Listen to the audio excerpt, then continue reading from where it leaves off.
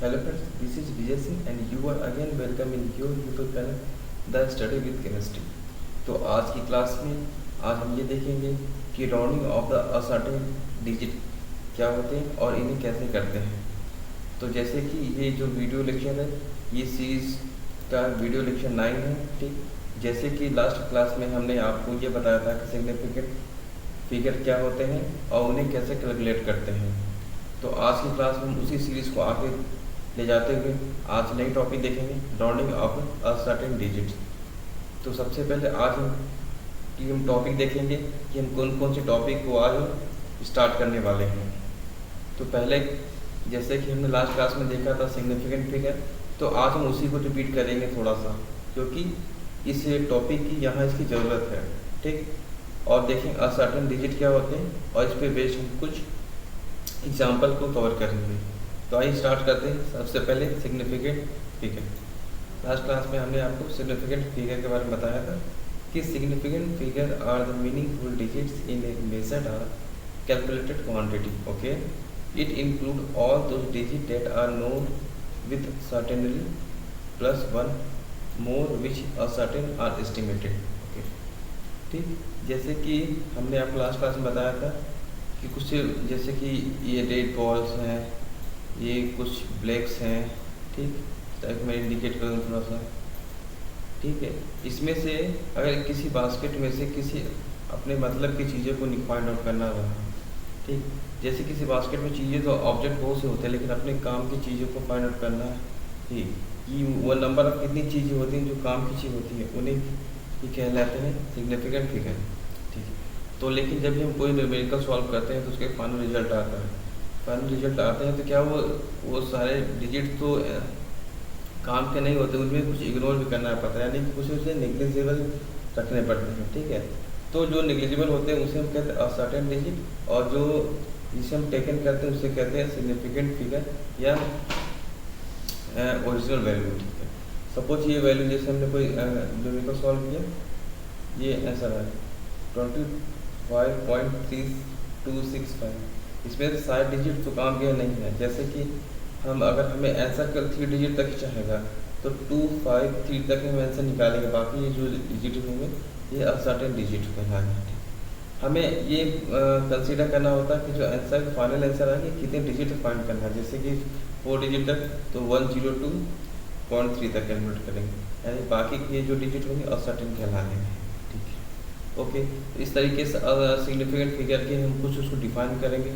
ठीक है, अब हम देखते हैं कि असर्टेन डिजिट क्या होते हैं। जैसे कि हमने लास्ट टॉपिक में देखा कि अगर किसी कोई डिजिट लिखा है, सपोज 2563। ठीक, सपोज मान लेते हैं किसी डिजिट में यक्स नंबर है। ठीक, यक्स नंबर स्टार्ट जब भी हम नंबर काउंटिंग करेंगे तो इसे बोलेंगे लेफ्ट हैंड, इसे बोलेंगे हम राइट हैंड। लेफ्ट हैंड से राइट हैंड की तरफ आएंगे। अगर टोटल डिजिट में से हम नंबर -1 डिजिट कर दें तो जो डिजिट्स बचते हैं उन्हें कहते हैं सर्टेन डिजिट। ठीक, और जो जिसे हम सब्ट्रैक्ट करते हैं वो कहलाते हैं असर्टेन डिजिट, क्योंकि किसी भी डिजिट में मैक्सिमम अमाउंट नंबर जो होते हैं सर्टेन डिजिट के होते हैं और जो असर्टेन के होते हैं वे थोड़े कम होते हैं, यानी कि 1 या 2 ही होते हैं। ठीक है, सपोज करें कभी हमने कुछ डिस्टेंस मेजर किया, उसकी वैल्यू है 738.4 आई। ठीक, तो ये जो डिजिट है 738 यह एक ओरिजिनल वैल्यू है, यानी कि इस वैल्यू पे उसके सारी मेजरमेंट डिपेंड करते हैं। अगर 0.4 इग्नोर भी कर दें तो उसके न्यूमेरिकल वैल्यू पे कोई इम्पैक्ट नहीं पड़ेगा। ठीक, इसलिए 738 को हम बोलेंगे सर्टेन डिजिट, जबकि 4 को बोलेंगे असर्टेन डिजिट। अब हम देखेंगे कि हम किसी भी डेटा को राउंड अप कैसे करते हैं। राउंड अप करने के अपने कुछ रूल्स होते हैं। ठीक है, जैसे कि अगर किसी डिजिट को राउंड अप करना है तो अगर वो डिजिट 5 से ज़्यादा है या 5 के इक्वल है तो उसमें उसके पहले वाले डिजिट में हम +1 करेंगे, और अगर 5 से कम है तो एज इट इज रहने देते हैं। ठीक, ये एक जो होते हैं डेसिमल से पहले डिजिट की बात ही होती है। सपोज करें 2, 3, 4, 6 इस टाइप के डिजिट है। अगर यही केस डेसिमल वाले केस में आ जाए, जैसे कि डेसिमल में 0.5, ठीक, तो 0.5 से अगर कोई डिजिट जैसे कि छोटा है यानी स्मॉल है तो एज इट इज कॉमन रह जाएगा। और जैसे कि उस 0.5 से बड़ा है तो +1 इंक्रीज कर देंगे, अगर 0.5 ही है तो इस पर 2 केस बनेंगे, ऑड और इवन। इसे कि हम नेक्स्ट लेक्चर में देखेंगे। इन राउंड अप फिगर को समझने के लिए हमने एक फ्लो चार्ट बनाया है, ठीक। इस फ्लो चार्ट से सारी बातें क्लियर हो जाएंगी, ठीक। जैसे सपोज करते कोई असर्टेन डिजिट हमारे पास आ गया, ये इसी जब भी कोई हम कैलकुलेशन करेंगे अर्थमेटिक ऑपरेशन तो कोई भी डिजिट आ सकते हैं, ठीक। इंपॉर्टेंट पॉइंट क्या है कि हमें जो सिग्निफिकेंट फिगर लेने हैं 3 डिजिट तक लेने, यानी कि जो फाइनल आंसर कैलकुलेट करना है वो 3 डिजिट तक चाहिए, ठीक है।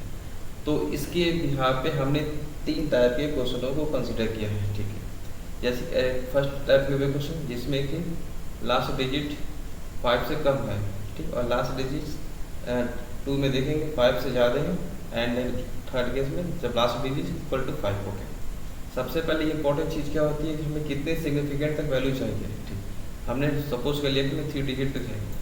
सपोज कर लिया कि ये कोई एग्जाम्पल है न्यूमेरिकल रिजल्ट, ये वैल्यू आए 16.4323, हमें 3 डिजिट तक की वैल्यू चाहिए, तो हम यहाँ लाइन ड्रॉ कर लेंगे, ठीक। अब जो हम आपसे कह रहे हैं कि लास्ट डिजिट, अब ये लास्ट डिजिट यहाँ क्लियर होगा, लाइन ड्रॉ किया, लाइन के यहाँ तक वैल्यू काम की है, ठीक है। यानी इस लाइन के राइट हैंड साइड में देखेंगे वैल्यू 3 है, अगर ये 3 5 से कम है तो ये बाकी सारी value as it is copy हो जाएगी। जैसे कि 3 है जो कि 5 से कम है, ये वैल्यू एज इट इज हमने कॉपी कर दिया, यानी कि ये जो वैल्यू कहलाएगी 164 ये सर्टेन डिजिट होगा, बाकी 3 2 3 ये असर्टेन डिजिट होगा, ओके। ऐसे सिमिलर केस इस केस में देखेंगे 3 डिजिट में चाहिए तो यहाँ लाइन ड्रॉ किया, ये जो 8 होगा 5 से ज़्यादा है, इसके पहले वाले नंबर पे हम 1 को ऐड कर देंगे, ओके। फाइनल आंसर क्या होगा 16.5 होगा। थर्ड केस अगर last digit equal to 5, suppose ऐसी लाइन ड्रॉ की हमने, लास्ट डिजिट 5 है, 5 से पहले वाले डिजिट अगर इवन है तो answer as it is copy हो जाएगा, ठीक। और सेकेंड केस ये कि लास्ट डिजिट से पहले वाले डिजिट अगर ऑड है तो उसे हम इवन बनाने के लिए हम +1 करेंगे, ठीक। यानी कि 16.7 में 1 ऐड करेंगे तो 16.8 हो जाएगा। तो इस तरीके से हम किसी भी डेटा को राउंड अप करते हैं, ठीक। तो यह जो डेटा का राउंड अप फ्लो चार्ट काफ़ी इंपॉर्टेंट है, ठीक है। आप इन्हें टेबल को 2 बार 3 बार जब तक क्लियर तब तक समझिए, ठीक। आप हम इन पे बेस कुछ क्वेश्चनों को करते हैं। सपोज कर हमने कुछ न्यूमेरिकल सॉल्व की, उनके कुछ जो रिजल्ट आने थे ये आ रहे हैं, ठीक है। तो 29.247, ठीक। लेकिन हमें जो फाइनल आंसर चाहिए वो 3 डिजिट तक चाहिए, यानी कि 3 डिजिट तक इसको राउंड अप करना है, ओके। तो हमने जिस डिजिट तक राउंड अप करना है लेफ्ट हैंड से चलेंगे, राइट हैंड की तरफ जाएंगे और उतने डिजिट पे हम एक लाइन ड्रॉ कर लेंगे, ठीक। अब देखेंगे कि लाइन किस तरफ वाली डिजिट अगर 5 से कम है तो एज इट इज कॉपी कर देंगे, ठीक। देखिए एज इट इज हमने ऐसे कॉपी कर दिया, ठीक। लेकिन यहाँ डिजिट, ठीक, 5 है, 5 है, 5 से पहले वाला डिजिट ये जो है इवन है, ये तो मैंने इसे एज इट इज कॉपी कर दिया। इस डिजिट में देखेंगे 4 है जो कि एज इट इज कॉपी हो गया, ओके। ये 4 है एज इट इज कॉपी, ये 8 है जो 5 से ज़्यादा था, इसमें एक +1 ऐड हो जाएगा, ठीक। 2 एज इट इज हमने ये कॉपी कर लिया। इस तरीके से हम इसे कुछ न्यूमेरिकलों को राउंड अप करते हैं, ठीक। अब हम इसी को और जो अब तक हमने 3 डिजिट तक लिया था, अब 4 डिजिट तक राउंड अप करेंगे। ऐसे सिमिलर केस की तरह चलेंगे, ठीक। जैसे 1932 सबसे पहले हमने जितने डिजिट तक है उतने डिजिट तक हम पहले लाइन ड्रॉ कर लेंगे, लाइन ड्रॉ किया हमने, फिर देखेंगे 4, फिर 4 है as it is 5 even as it is 4 as it is 7 +1 करेंगे इसमें, ठीक। एज इट इज हमने ये सारे हमने फिर इसे कॉपी कर लिए।